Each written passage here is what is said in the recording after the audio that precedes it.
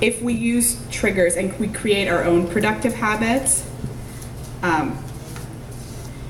there's an incredible need for us to sleep, maybe even nap every day.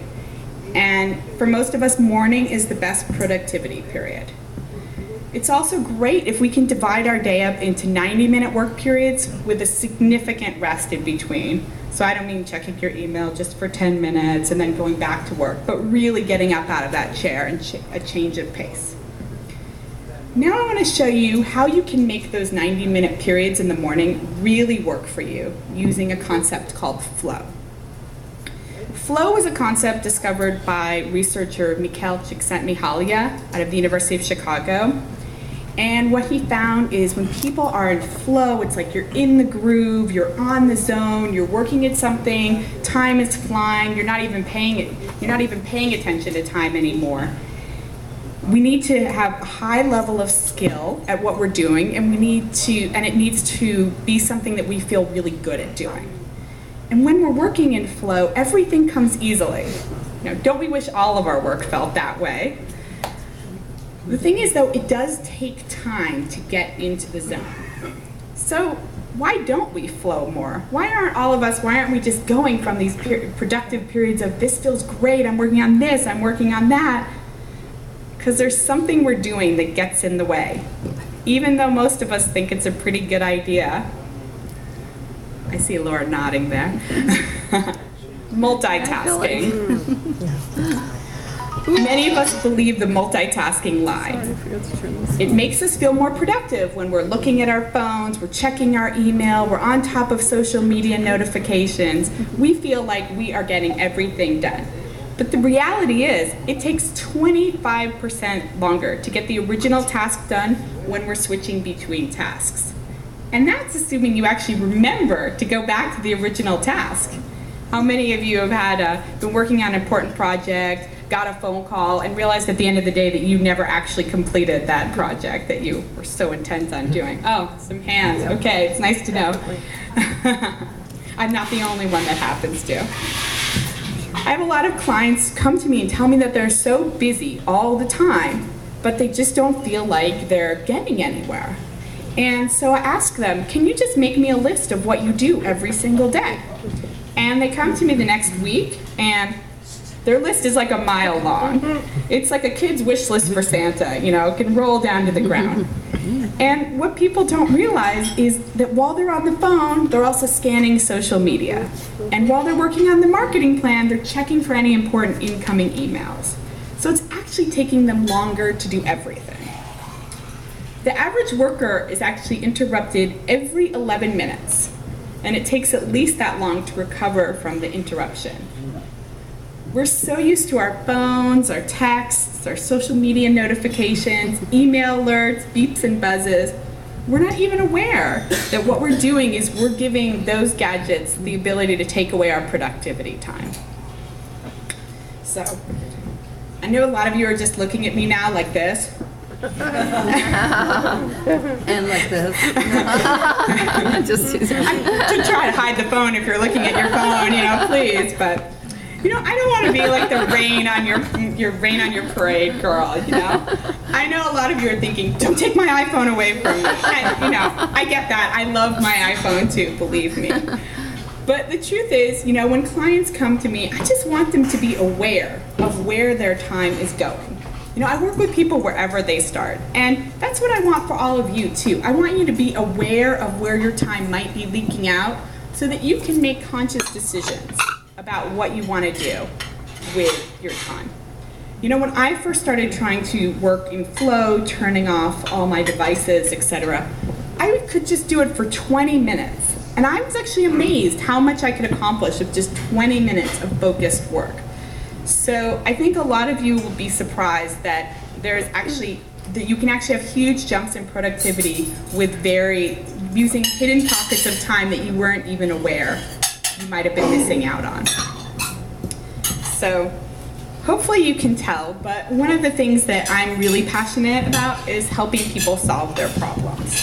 So I don't know what everyone here is dealing with in their business, but let me share the kind of problem that I help someone with, and if you have something that pops up for you while I'm telling it, I'd be happy to work with one person right here, right now, and coach you and see if we can help apply this information to your business and your current goals.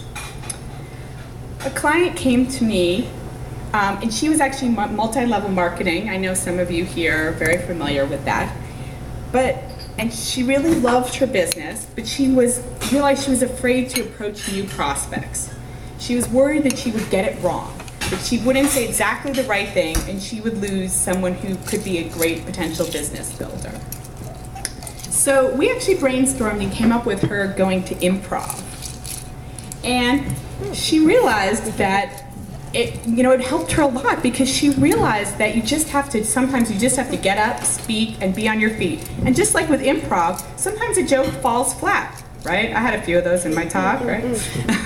But sometimes you tell a joke and the audience roars uproariously, and that's just the best feeling. And it's the same way with a lot of us in our business, is that she had to just keep bringing up her products, just keep approaching new prospects with her business. And I am happy to tell you that she just returned from a trip to Alaska that she won on her business, because she brought so many new people into her business this past year. Yeah. So that's her story. But what stories do we have here? I'm happy to talk with someone. Do I have any volunteers? Come on, who wants to volunteer? Okay. Success story? Great. Sure. Okay. I didn't think about the fact that I would have to record it, but. Hi, Vicki. Hi. Nice to meet you. Nice I'm Joe. to meet you, yes. So tell me, what's going on with you and your business? I think that the main thing that's happening for me is that my business includes so many different branches that sort of ADD thing you're talking about with all the different tasks, so that multitasking is happening partly because I'm needing to put attention into these different branches. They all come down to the same thing. They're all unified in my mind in terms of what they are. But I have a really hard time knowing how to strategize priorities.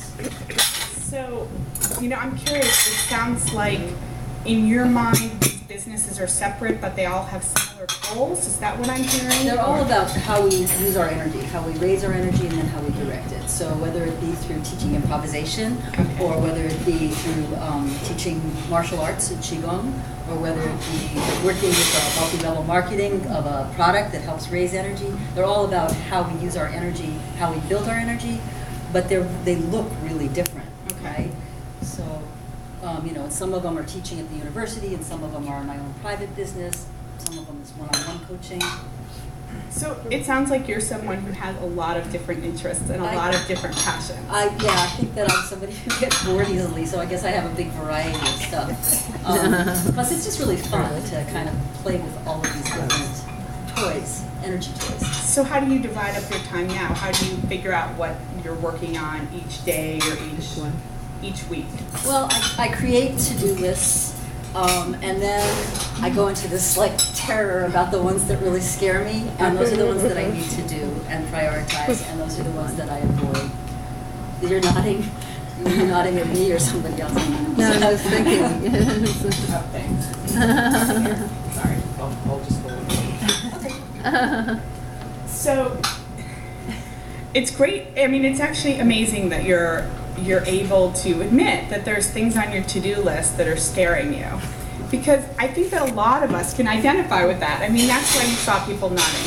There is this way, I think, for many of us, that we have one of the things that's most important to us to get done that day. We know that it's the biggest thing for us. But we're willing to do 100 different things to avoid that one thing. Yeah, so I get very busy and very non-productive. Yeah, that's really familiar, and that happens to a lot of people. There's actually a great book. Brian Tracy wrote a great book, and it's called Eat That Frog.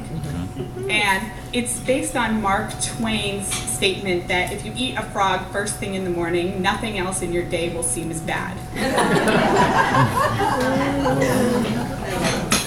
And one of the reasons I actually talk about the morning being the most productive period, and especially after sleep, is, I don't know.